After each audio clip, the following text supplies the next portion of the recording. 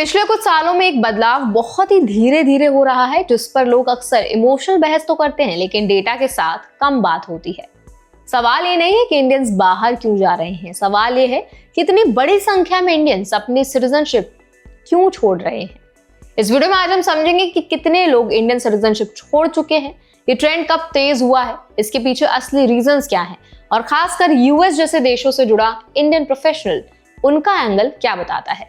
तो चलिए फिर जल्दी से वीडियो को स्टार्ट करते हैं। हाय, मेरा नाम है वर्षा दुबे और आप मुझे देख रहे हैं एनबीटी टेक एड पर। सबसे पहले नंबर्स को सिंपल तरीके से समझना बहुत इंपॉर्टेंट है, क्योंकि यहीं से पूरी पिक्चर साफ होती है। इन्वेस्टमेंट बैंकर सीएस सार्थक आहूजा के मुताबिक पिछले करीब 15 सालों में लगभग 20 लाख इंडियंस ने इंडियन सिटीजनशिप छोड़ दी है। इसमें सबसे बड़ी स्ट्राइकिंग बात यह है कि इनमें से लगभग आधे लोग सिर्फ पिछले 5 सालों में ही सिटीजनशिप रिनाउंस कर चुके हैं। यानी ट्रेंड नया नहीं है, लेकिन इसकी स्पीड हाल के सालों में काफी तेज हो गई है। अगर हम थोड़ा पीछे जाएं तो 2011 से 19 के बीच हर साल एवरेज करीब 1.3 लाख लोग इंडियन सिटीजनशिप छोड़ रहे थे, लेकिन रीसेंट ईयर्स में नंबर बढ़कर लगभग 2.2 लाख पर ईयर तक पहुंच गया। 2020 में कोविड की वजह से एक डिप जरूर दिखा, जब संख्या करीब 85,000 तक गिर गई थी, लेकिन ये टेम्पररी साबित हुआ। 2021 के बाद नंबर्स फिर तेजी से ऊपर आए और 2022, 23 और 24 में हर साल 2 लाख से ज्यादा इंडियंस ने सिटीजनशिप छोड़ी। ये डेटा सिर्फ सोशल मीडिया पोस्ट तक लिमिटेड नहीं है। पार्लियामेंट में मिनिस्ट्री ऑफ एक्सटर्नल अफेयर्स ने भी ऑफिशियली बताया कि पिछले 5 सालों में ही करीब 9 लाख इंडियंस ने सिटीजनशिप सरेंडर की है।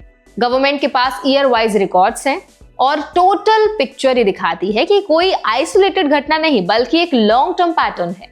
अब सवाल यह है कि आखिर वजह क्या है। आहूजा का कहना है कि इंडियन फास्टेस्ट ग्रोइंग इकोनॉमीज में जरूर शामिल है, लेकिन इकोनॉमिक ग्रोथ का फायदा सबको बराबर नहीं मिल रहा। अगर आप टॉप 5% इनकम ग्रुप को अलग कर दिया जाए तो एवरेज पर कैपिटा इनकम काफी नीचे चला जाता है। इसका असर मिडिल क्लास और स्किल्ड प्रोफेशनल्स पर ज्यादा पड़ता है, जो ग्लोबल अपॉर्चुनिटीज से अपनी सिचुएशन कंपेयर करते हैं। कई इंडियंस के लिए ये जर्नी एजुकेशन से शुरू होती है।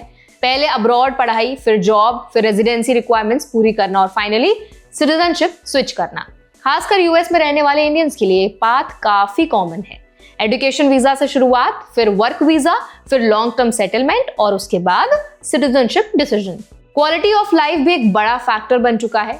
साफ हवा, बेटर वाटर क्वालिटी और स्ट्रॉन्गर पब्लिक इंफ्रास्ट्रक्चर जैसी बातें अब सिर्फ लग्जरी नहीं, बल्कि रोजमर्रा की जरूरत बन चुकी है। जब लोग कंपेयर करते हैं कि उनकी फैमिली को लॉन्ग टर्म में किस तरह का एनवायरनमेंट मिलेगा, तो डिसीजन सिर्फ सैलरी तक लिमिटेड नहीं रहता। इस ट्रेंड को अगर प्रोफेशंस के एंगल से देखें तो पिक्चर और क्लियर हो जाती है। करीब 75,000 इंडियन डॉक्टर्स आज ओवरसीज काम कर रहे हैं। एकेडमिक्स में लगभग 67% लोग अब्रॉड अपॉर्चुनिटीज प्रेफर करते हैं। आईआईटी ग्रेजुएट्स में से करीब 1/3 बाहर सेटल हो जाते हैं। ये सिर्फ ब्रेन ड्रेन का इमोशनल नैरेटिव नहीं है, बल्कि ग्लोबल डिमांड और इंडिविजुअल चॉइस का रिजल्ट है। ट्रेडिशनली इंडियंस के टॉप डेस्टिनेशंस रहे हैं United states, Canada, Australia, UK और जर्मनी। लेकिन इमिग्रेशन पॉलिसीज के टाइट होने से अब प्रेफरेंसेस बदल रही हैं। UAE, Saudi Arabia, Germany, Italy, Australia, Finland, Japan और न्यूजीलैंड जैसे कंट्रीज अब ज्यादा अपॉर्चुनिटीज ऑफर कर रहे हैं। खासकर आईटी और मेडिकल सेक्टर में इंडियंस की डिमांड अभी भी स्ट्रॉन्ग बनी हुई है। यूएस में रहने वाले इंडियंस के लिए ट्रेंड खास तौर पर रेलेवेंट है। बहुत से लोग लॉन्ग टर्म प्लानिंग करते हैं, जिसमें सिटीजनशिप एक प्रैक्टिकल डिसीजन बन जाता है। इमोशनल नहीं, health care, education system, public services और फ्यूचर सिक्योरिटी जैसे फैक्टर्स धीरे धीरे डिसीजन मेकिंग का हिस्सा बन जाते हैं। लेकिन यहाँ एक जरूरी बात समझना बहुत इंपॉर्टेंट है।